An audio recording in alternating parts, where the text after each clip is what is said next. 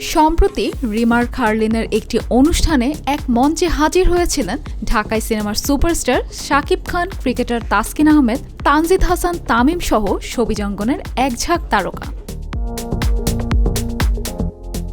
সেই অনুষ্ঠানের বিভিন্ন ভিডিও ক্লিপে জাতীয় দলের ক্রিকেটারদের সঙ্গে অভিনেত্রীদের খুনসুটিতে মেতে উঠতে দেখা যায়।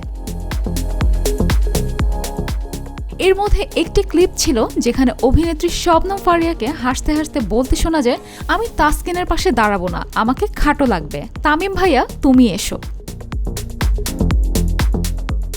সেই ভিডিও ক্লিপের মন্তব্য ঘিরে এক যুবককে আপত্তিকর মন্তব্য করতে দেখা যায়, যা চোখে পড়ে অভিনেত্রী ফারিয়ার। বিষয়টি নিয়ে তৎক্ষণাৎ ফেসবুকে একটি স্ট্যাটাস দিয়েছেন তিনি,